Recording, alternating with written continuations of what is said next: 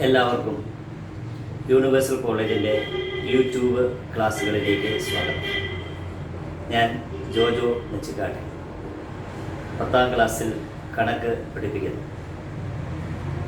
ഇന്ന് നമ്മൾ പഠിക്കാൻ പോകുന്നത് 10ാം ക്ലാസ്സിലെ കണക്കിൻ്റെ 3ാം അധ്യായം, മാത്തമാറ്റിക്സ് ഓഫ് ചാൻസ്, സാധ്യതകളുടെ ഗണിതം. നമുക്കറിയാം, നാം പലപ്പോഴും സാധ്യതകൾ കണക്ക് കൂട്ടുന്നവരാണ്. കാലാവസ്ഥ പ്രവാചകർ അവർ പറയുന്നത് നിങ്ങൾ കേട്ടിട്ടുണ്ടാവും. ഇന്ന് മഴ പെയ്യാനും പെയ്യാതിരിക്കാനും സാധ്യതയുണ്ട്. ഇങ്ങനെ സാധ്യതകളുടെ കാര്യങ്ങൾ പറയുമ്പോൾ അത് ന്യൂമറിക്കലായിട്ട്, സംഖ്യാപരമായിട്ട് അവതരിപ്പിക്കുന്നു. അതാണ് മാത്തമാറ്റിക്സ് ഓഫ് ചാൻസ് എന്ന് പറയുന്നത്.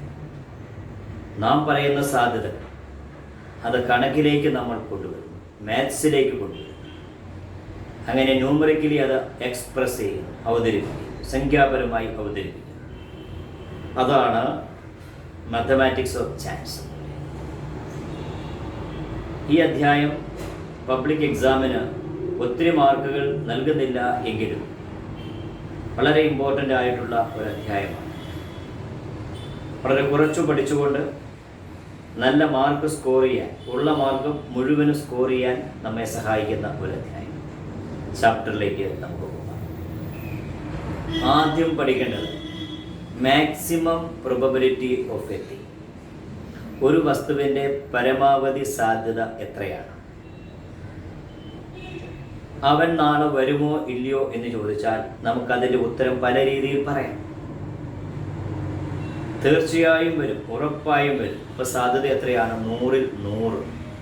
അതാണ് മാക്സിമം പ്രോബബിലിറ്റി. 100ൽ 100 എന്ന് പറയുന്ന probability, that is called maximum probability. 100ൽ 100 maximum probability. 100/100 this equal to 1. അപ്പം എല്ലാവരും ഓർത്ത് വെക്കേണ്ട വളരെ പ്രധാനപ്പെട്ട ഒരു വസ്തുത നമ്മൾ പഠിച്ചു കഴിഞ്ഞു. Maximum probability of a thing is equal to 1. ഞാനിതിവിടെ എഴുതി വെച്ചിട്ടുണ്ട്. Maximum probability is equal to 1.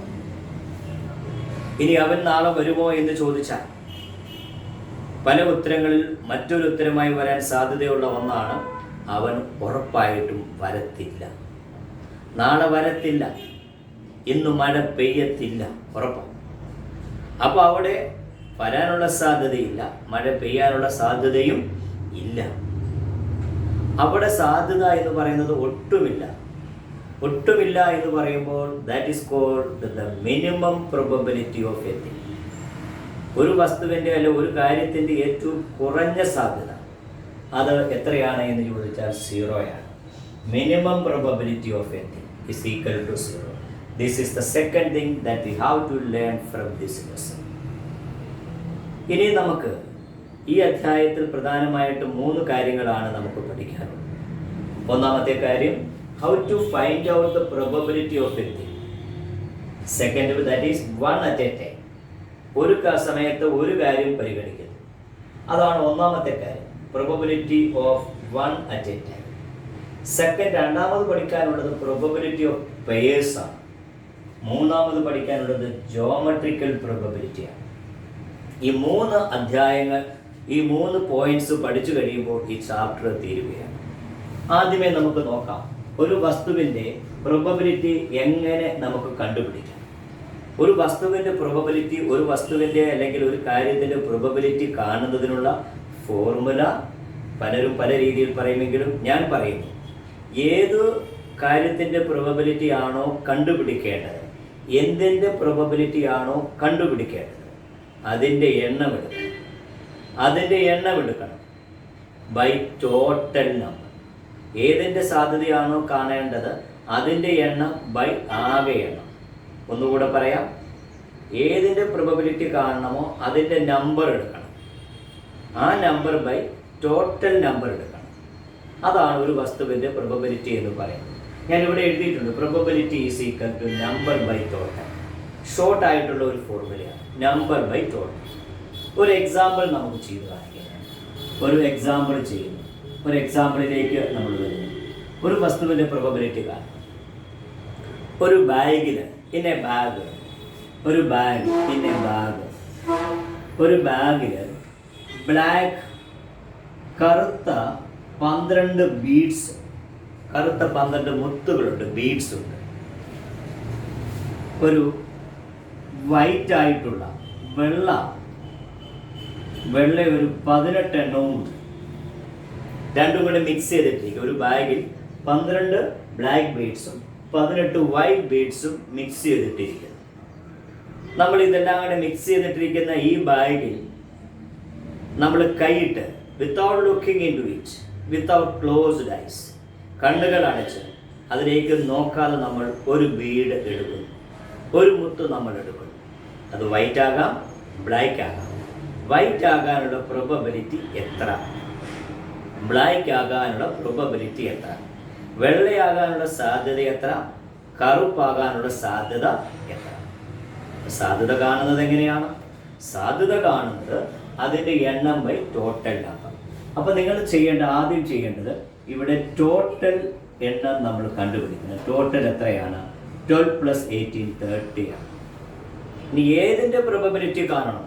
ആദ്യം നമുക്ക് പ്രോബബിലിറ്റി ഓഫ് വൈറ്റ് കാണാം. പ്രോബബിലിറ്റി ഓഫ് വൈറ്റ്, വെള്ളയുടെ പ്രോബബിലിറ്റി കാണാം.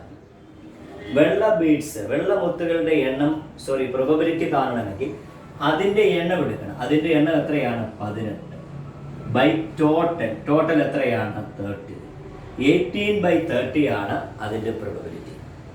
As you have learned in the previous classes, നിങ്ങൾ നേരത്തെ പഠിച്ചിട്ടുള്ളതുപോലെ നമ്മൾ ഒരു ഫ്രാക്ഷൻ എഴുതുമ്പോൾ അത് ഏറ്റവും മോസ്റ്റ് സിംപ്ലിഫൈഡ് ഫോമിൽ എഴുതുള്ളൂ. ഏറ്റവും ലഘൂകരിച്ച രൂപത്തിലെ നമ്മൾ എഴുതുകയുള്ളൂ, ഏറ്റവും ലഘൂകരിച്ച് എഴുതുള്ളൂ. അപ്പോൾ ഇവിടെ ഒരു 18/30 ആണ്. അതിനെ നമുക്ക് സിംപ്ലിഫൈ ചെയ്യാം. നിങ്ങൾക്ക് സിംപ്ലിഫൈ ചെയ്യാൻ അറിയാം. ഇതിന് 3 കൊണ്ട് നിങ്ങൾക്ക് സിംപ്ലിഫൈ ചെയ്യാം, 6 കൊണ്ട് സിംപ്ലിഫൈ ചെയ്യാം. അപ്പോൾ ഇതിനെ 6 കൊണ്ട് സിംപ്ലിഫൈ ചെയ്യുമ്പോൾ ഇവിടെ എത്ര വരുന്നു? 3 6 are 18, 5 6 are 30. 3/5 ആണ് വൈറ്റ് കിട്ടാനുള്ള പ്രോബബിലിറ്റി എന്ന് പറയുന്നത്. മനസ്സിലായി കാണുമെന്ന് വിചാരിക്കുന്നു.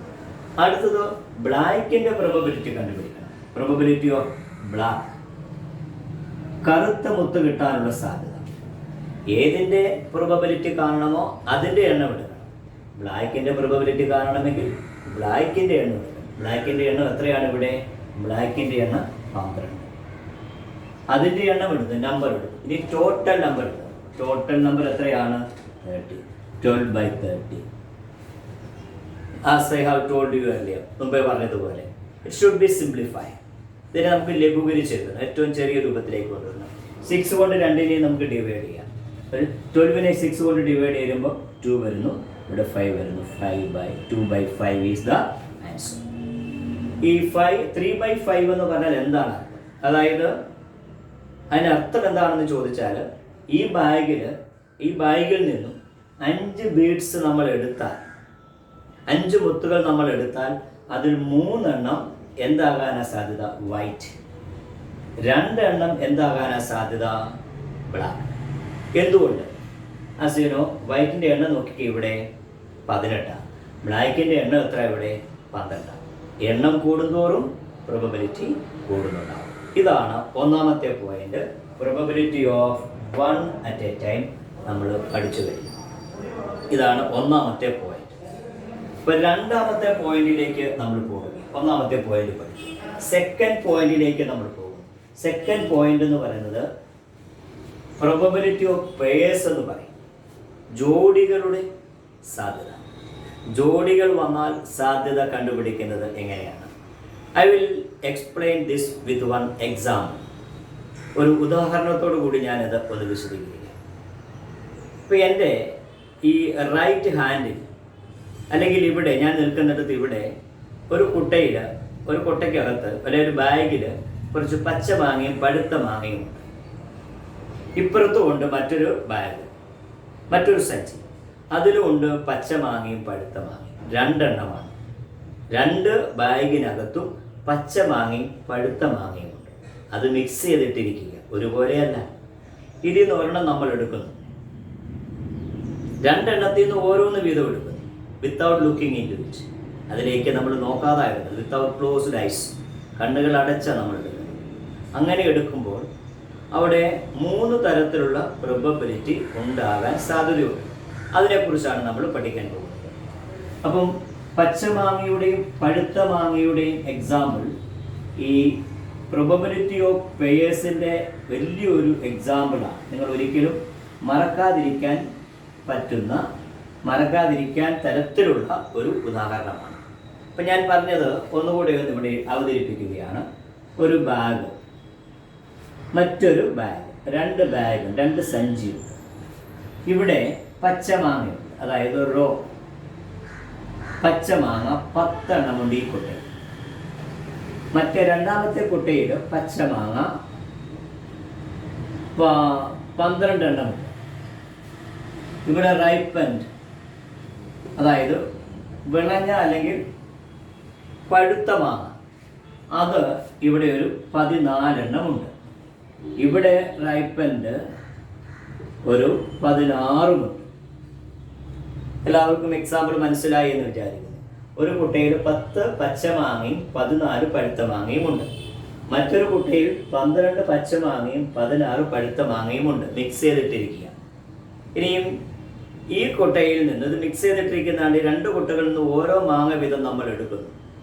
അങ്ങനെ എടുക്കുമ്പോൾ 3 തരത്തിലുള്ള പ്രോബബിലിറ്റി അവിടെ കിട്ടും. ഒന്ന്, നമ്പർ 1, ഈ കയ്യിലിരിക്കുന്ന വലത് കയ്യിലിരിക്കുന്നത് പച്ചയാണ്, ഇടത് കയ്യിലിരിക്കുന്നതും പച്ചയാണ്, രണ്ടും പച്ചയാണ്. ഒന്നാമത്തെ. രണ്ടാമത്തെ, വലത് കയ്യിലിരിക്കുന്നത് പഴുത്തതാകാം, റൈപ്പൻഡ് ആകാം.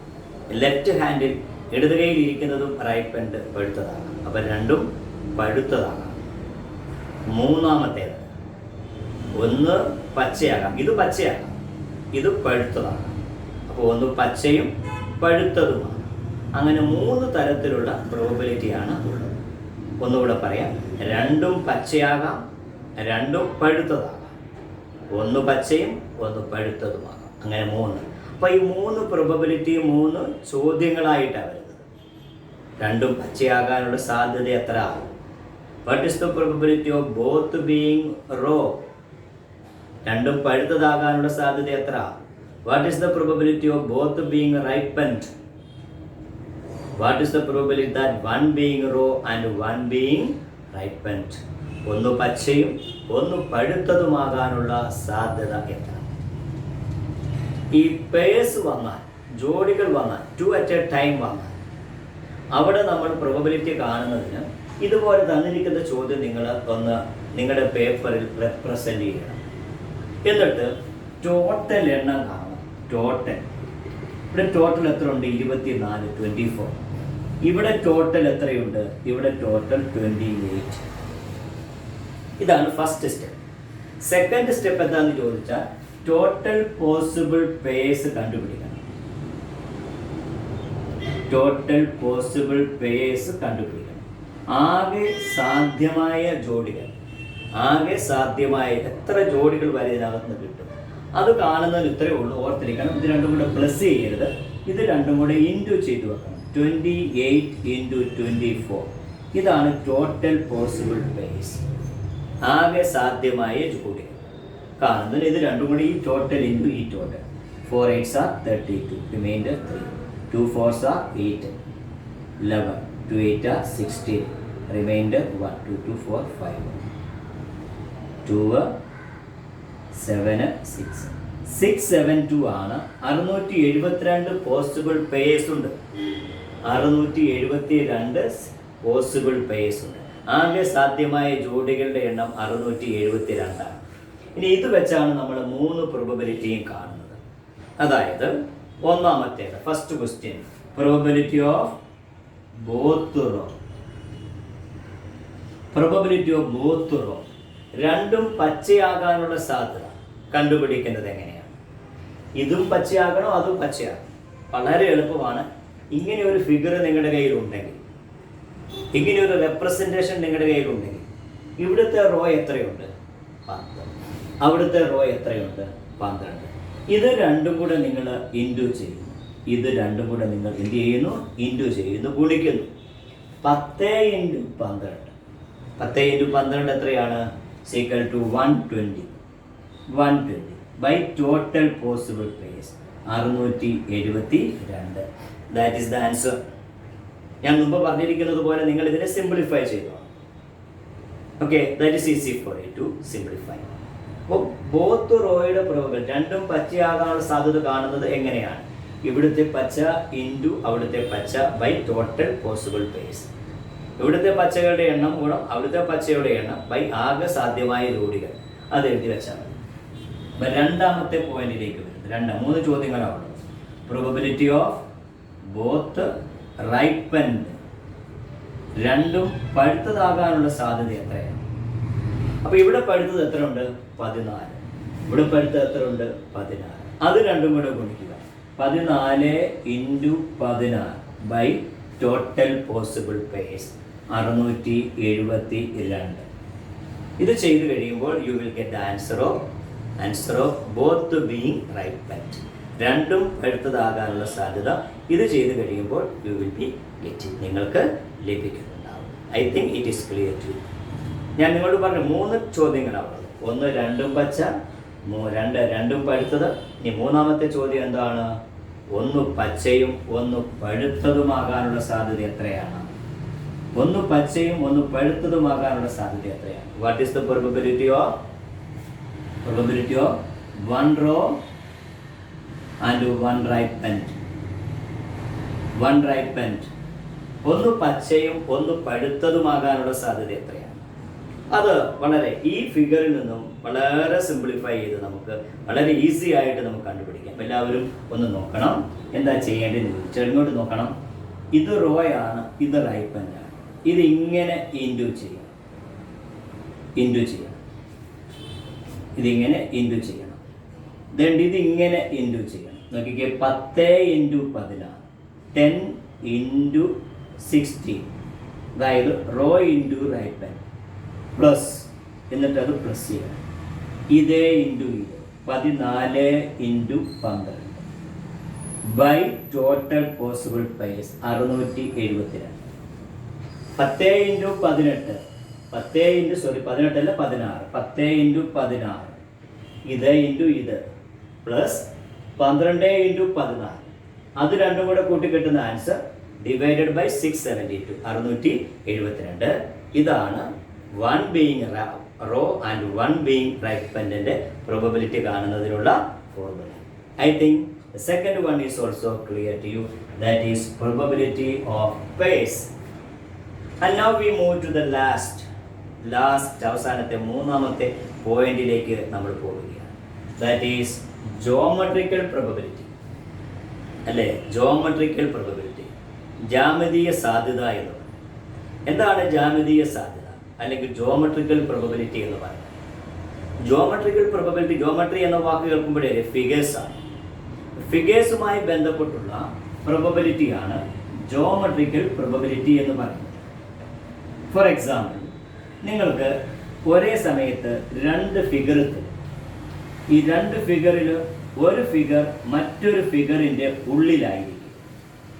എന്നിട്ട് കണ്ണടച്ച് നമ്മളൊരു കുത്തിട്ടാൽ ആ കുത്ത് എവിടെ വീഴും, അതിൻ്റെ സാധ്യത എത്രയാണ് എന്നാണ് ചോദ്യം. ഫോർ എക്സാമ്പിൾ, ഞാനൊരു ഉദാഹരണം ചെയ്ത് കാണിക്കാം. ഒരു സ്ക്വയർ, ഈ സ്ക്വയറിൻ്റെ ഉള്ളിൽ ഇതിൻ്റെ 4 സൈഡിനെയും ടച്ച് ചെയ്യുന്ന ഒരു സർക്കിൾ. ഇപ്പോൾ 2 ഫിഗറുണ്ട്, 2 ചിത്രങ്ങളാണ്. 1 ഒരു സർക്കിള്, 2 ഒരു സ്ക്വയർ. ഇത്രയുള്ള അളവുകൾ, no measure will be given, not a single measure will be given. അളവുകളൊന്നും തരത്തില്ല. എന്താ ചെയ്യേണ്ടത്? ഇങ്ങനെ ഒരു ഫിഗർ, ചോദ്യം ഇതാണ്. കണ്ണടച്ച് ഇവിടെ നമ്മളൊരു കുത്തിടുന്നു, ഇങ്ങനെ കുത്തിട്ടാൽ നമ്മൾ പോയിന്റ് മാർക്ക് ചെയ്താൽ അത് ചിലപ്പോൾ ഈ സർക്കിളിൻ്റെ ഉള്ളിലാകും, ഇവിടെയാകും, ചിലപ്പോൾ ഈ സർക്കിളിൻ്റെ വെളിയിലാകും. അതാണ് ജോമെട്രിക്കൽ പ്രോബബിലിറ്റി. ഇത് എങ്ങനെ കണ്ടുപിടിക്കാം? ജോമെട്രിക്കൽ പ്രോബബിലിറ്റി കാണുന്നതിനുള്ളത് ഫോർമുല ഇതാണ്. എവിടെയാണോ പോയിന്റിൻ്റെ ഡോട്ടിൻ്റെ പ്രോബബിലിറ്റി ചോദിച്ചിരിക്കുന്നത് അതിൻ്റെ ഏരിയ, അതിൻ്റെ ഏരിയ, അതിൻ്റെ പരപ്പളവ് ഡിവൈഡഡ് ബൈ ഭാഗം ടോട്ടൽ ഫിഗർ, അതായത് വലിയ ഫിഗർ, ഔട്ട്സൈഡിൽ വന്നിരിക്കുന്ന ഫിഗർ ഏതാണോ അതിൻ്റെ ഏരിയ. ഇപ്പൊ ഇവിടെ നമ്മുടെ ചോദ്യം സർക്കിളിൽ വീഴാനുള്ള, കണ്ണടച്ച് കുത്തിട്ടാൽ ആ ഡോട്ട്, ആ കുത്ത് സർക്കിളിൽ വീഴാനുള്ള പ്രോബബിലിറ്റി എത്ര? അപ്പൊ എവിടെയാ പ്രോബബിലിറ്റി ചോദിച്ചിരിക്കുന്നത്? സർക്കിളിൽ. അപ്പൊ സർക്കിളിന്റെ area by total figure. Total figure ഇവിടെ ഏതാ? സ്ക്വയറിന്റെ ഏരിയ. അപ്പൊ ഞാൻ നമുക്ക് ചെയ്ത് കാണിക്കാം. Probability of dot being inside the circle. Inside the circle. സർക്കിളിന്റെ ഉള്ളിൽ വീഴാനുള്ള പ്രോബബിലിറ്റി എത്രയാണ്? അത് കാണാൻ സർക്കിളിന്റെ ഏരിയ കാണണം. Circles area, circles area by outside figure, അതിന്റെ ഏരിയ. ഔട്ട്സൈഡ് ഫിഗർ ഇവിടെ ഏതാ വന്നിരിക്കുന്നത്? സ്ക്വയറാണ്. അപ്പൊ സ്ക്വയറിന്റെ ഏരിയ, സ്ക്വയേഴ്സ് ഏരിയ. ഇത് ചെയ്ത് കഴിയുമ്പോൾ you will get the answer of this question. ഇതിന്റെ ആൻസർ നിങ്ങൾക്ക് ലഭിക്കുന്നുണ്ടാവും. ഇപ്പൊ സർക്കിളിന്റെ ഏരിയ കാണുന്നത് എങ്ങനെയാണ്? സർക്കിളിന്റെ ഏരിയ കാണുന്നത് പൈ ആർ സ്ക്വയർ ബൈ സ്ക്വയറിന്റെ ഏരിയ കാണുന്നത് എങ്ങനെയാണ്? A square. സ്ക്വയറിന്റെ ഏരിയ കാണുന്നത് എ സ്ക്വയർ. ഇനി ഇവിടെ ആറും ഇല്ല, എയും ഇല്ല. അപ്പൊ നമ്മൾ ഏതെങ്കിലും ഒരളവ് നമ്മൾ അസ്യൂം ചെയ്യുന്നു, അല്ലെങ്കിൽ നമ്മൾ ഇട്ട് കൊടുക്കുന്നു. സപ്പോസ് ഈ സർക്കിളിന്റെ റേഡിയസ് ഞാൻ എ എന്ന് എടുക്കുന്നു. Radius is A, small letter A. അപ്പം നോക്കിക്കേ, ഇവിടുന്ന് ഇവിടെ വരെയും എ വരും, ഇവിടുന്ന് ഇങ്ങോട്ടും എ വരും. അപ്പം ഈ സ്ക്വയറിൻ്റെ ഒരു സൈഡ് എത്ര വരും? എ പ്ലസ് എ, 2a വരും. ഇനി നമുക്ക് ഇതിട്ട് കൊടുക്കാം. പൈയുടെ value 3.14 into R square. R square, R എന്ന് പറയുന്നത് ഇവിടെ എ, അപ്പം A square by A square. എന്ന് പറഞ്ഞാൽ ഒരു സ്ക്വയറിൻ്റെ ഒരു സൈഡാണ്. എ സ്ക്വയർ നിങ്ങൾ ഉദ്ദേശിക്കുന്നത് ഈ എ അല്ല, സ്ക്വയറിൻ്റെ ഒരു സൈഡാണ് ഞാൻ ഉദ്ദേശിച്ചത്. ഇവിടെ സ്ക്വയറിൻ്റെ ഒരു സൈഡ് എത്ര വരുന്നത്? 2a the whole square. ഇത് ചെയ്ത് കഴിയുമ്പോൾ you will be getting the answer. അപ്പോൾ 3.14 ഇൻറ്റു എ സ്ക്വയർ ബൈ 2ൻ്റെ സ്ക്വയർ 4, എയുടെ സ്ക്വയർ എ സ്ക്വയർ. എ സ്ക്വയറും എ സ്ക്വയറും വെട്ടിപ്പോയി. Answer 3.14/4 is the answer.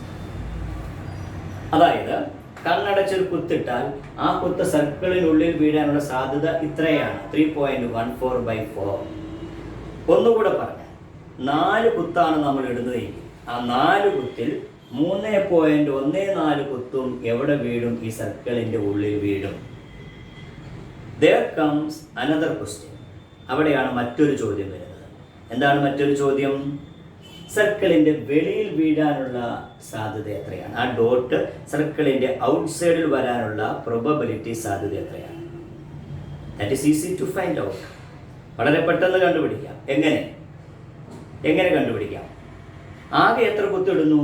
4 കുത്തിടുന്നു. ഈ 4 ഡോട്ടിൽ 4 കുത്തിൽ എത്ര ഡോട്ട് അകത്ത് പോയി? 3 ഡോട്ടും ഇച്ചിരി കൂടെ പോയി, 0.14 കൂടെ പോയി. ബാക്കി എത്രയുണ്ട്? ആകെ 4 ഇട്ടുള്ളൂ. ആകെ 4 ഡോട്ടേ ഇട്ടുള്ളൂ.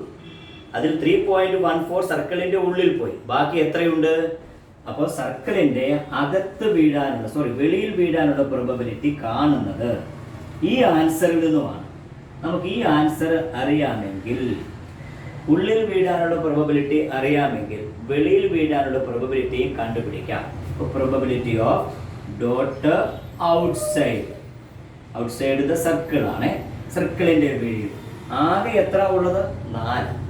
ആ 4 3.14 പോയി. അപ്പോൾ 4 മൈനസ് 3.14 ബൈ ടോട്ടൽ എത്ര? 4. ഇതാണ് ആൻസർ. 4ൽ നിന്ന് 3.4 ഡോട്ടാണ് ഇട്ടത്. അതിൽ 3.14 പോയി. അപ്പോൾ 4ൽ നിന്ന് 3.14 മൈനസ് ചെയ്യണം. ആ കിട്ടുന്ന ആൻസർ ബൈ 4. ടോട്ടൽ എപ്പോഴും 4 ആണ്. I think the topic is clear to you. 4ൽ നിന്ന് 3.14 മൈനസ് ചെയ്യാൻ എല്ലാവർക്കും അറിയാമല്ലോ. 4 മൈനസ് 3.14 എത്ര വരുന്നു?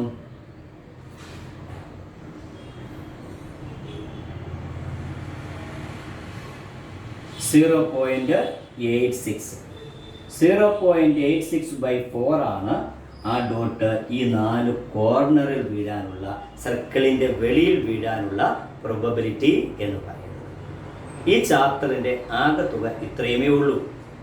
പ്രോബബിലിറ്റി എന്താണ്, മാക്സിമം പ്രോബബിലിറ്റി എന്താണ്, മിനിമം പ്രോബബിലിറ്റി എന്താണ്, ഒരു വസ്തുവിൻ്റെ പ്രോബബിലിറ്റി കണ്ടുപിടിക്കുന്നത് എങ്ങനെയാണ്, പേഴ്സ് വന്നാൽ ജോഡികൾ വന്നാൽ കണ്ടുപിടിക്കേണ്ടത് എങ്ങനെയാണ്, അതുപോലെ തന്നെ ജോമെട്രിക്കൽ പ്രോബബിലിറ്റി ജ്യാമിതീയ സാധ്യത കാണുന്നത് എങ്ങനെയാണ്. ഈ പോയിന്റുകൾ മനസ്സിൽ വെച്ചുകൊണ്ട് കൂടുതൽ എക്സാമ്പിൾസ്, കൂടുതൽ ഉദാഹരണങ്ങൾ, കൂടുതൽ ചോദ്യങ്ങൾ ചെയ്തു കഴിയുമ്പോൾ this chapter will be very clear to you. ഈ ചാപ്റ്റർ വളരെ നിങ്ങൾക്ക് വ്യക്തമായി മനസ്സിലാക്കാൻ സാധിക്കും. ഈ ചാപ്റ്ററിലെ പ്രധാനപ്പെട്ട പോയിന്റുകൾ ഞാനിവിടെ എഴുതിയിട്ടുണ്ട്. വീഡിയോ പോസ് ചെയ്ത് ഇത് കണ്ടു കഴിഞ്ഞാൽ ആ പോയിന്റുകൾ റിവൈസ് ചെയ്ത് കഴിഞ്ഞാൽ ചാപ്റ്റർ നിങ്ങൾക്ക് വ്യക്തമായിട്ട് മനസ്സിൻ്റെ ഉള്ളിലേക്ക് കയറ്റി വയ്ക്കാൻ സാധിക്കുന്നു. എല്ലാവർക്കും ക്ലാസ് ഇഷ്ടമായി എന്ന് വിചാരിക്കുന്നു. ഇഷ്ടമായി എങ്കിൽ ക്ലാസ് നിങ്ങൾ ലൈക്ക് ചെയ്യുക. നിങ്ങൾ യൂണിവേഴ്സൽ കോളേജിൻ്റെ ചാനൽ സബ്സ്ക്രൈബ് ചെയ്തിട്ടില്ലെങ്കിൽ സബ്സ്ക്രൈബ് ചെയ്യുക. അതുപോലെ തന്നെ മറ്റുള്ളവരിലേക്ക് നിങ്ങൾ ഈ ലിങ്ക് അയച്ചു കൊടുക്കുകയും ചെയ്യുക. Thank you very much.